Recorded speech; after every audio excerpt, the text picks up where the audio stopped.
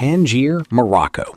A 21-year-old law student named Ibn Battuta leaves his family home with a donkey, a handful of books, and a single goal: reach Mecca. He does not know it yet, but he will not see Tangier again for 24 years. The road to Mecca alone takes him through Algeria, Tunisia, and Egypt, where he lingers in Cairo, a city he later describes as boundless in its wealth and its crowds. From Cairo, he tries 3 separate routes toward Arabia, before one finally holds. He reaches Mecca in 1326, completes the Hajj, and then does something almost no pilgrim of his era does. He keeps going. He travels first into Iraq and Persia, visiting Najaf, Basra, and the Persian city of Shiraz, then doubles back to Mecca for a second pilgrimage. By 1330, he's restless again, and this time he turns toward the Red Sea and the coast of East Africa. He visits Aden, then sails down to Mogadishu and Mombasa and Kilwa, port cities of the Swahili coast tied into a trading world that stretches from Arabia to India. Kilwa's Sultan hosts him, and Ibn Battuta later calls it one of the most beautiful cities he has seen. From there, he turns north again, through Oman and the Persian Gulf, because a new destination has taken hold of him: India. The journey to Delhi is not direct.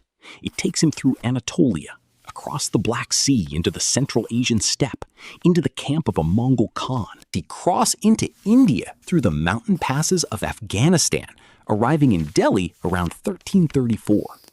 There, the Sultan, Muhammad bin Tughlaq, appoints him a judge, a qadi, a position of real power for a foreign traveler barely into his 30s. He holds the post for years, wealthy, favored, and constantly on edge, because the Sultan's generosity is matched by a temper that has ended careers and lives without warning.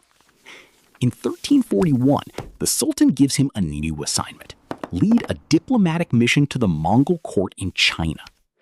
The mission goes wrong almost immediately. Bandits ambush the party.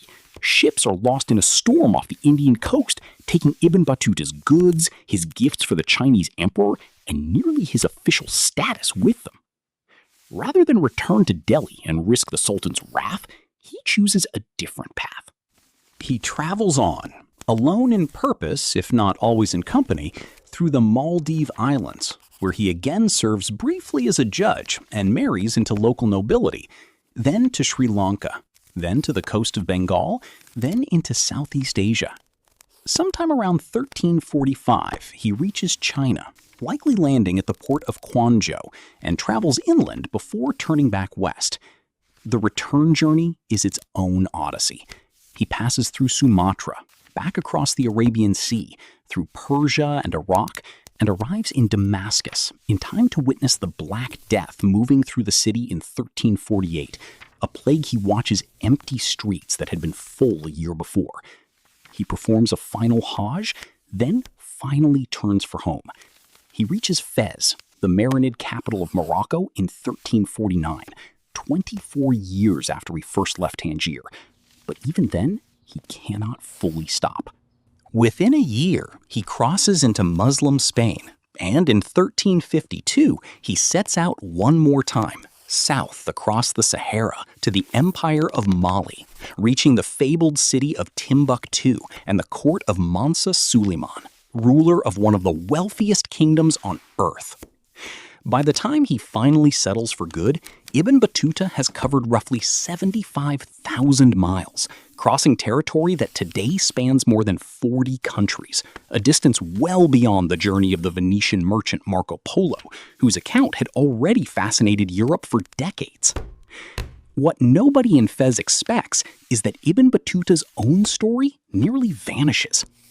The Marinid Sultan, Abu Inan Faris, orders him to dictate his travels to a court scholar named Ibn Juzai, who spends a year shaping the oral account into a formal manuscript. It becomes known simply as the Rihla, the journey. But outside a small circle of Islamic scholars, the book barely circulates. No printing press carries it across Europe the way Marco Polo's account spreads. For nearly 500 years, the man who traveled farther than almost anyone in the medieval world remains a name known mostly to specialists. His manuscript copied by hand in scattered libraries from Fez to Cairo to Istanbul. It is not until the 19th century, when European Orientalists working in North Africa uncover surviving copies of the Rihla, that Ibn Battuta's journey reaches a global audience for the first time. Historians still debate exactly how much of the account is memory, how much is borrowed from earlier travel writers, and how much simply did not survive the retelling after 29 years on the road. Ibn Battuta is believed to have died in Morocco sometime around 1368 or 1369, though even that date carries some uncertainty in the historical record. His exact burial site has never been definitively located. If this journey moved you, the story does not end here. Subscribe for more forgotten travels, lost histories, and the people who mapped the world before the world had maps. Like this video if Ibn Battuta earned it, and tell me below, which of his 40 countries would you like to visit first?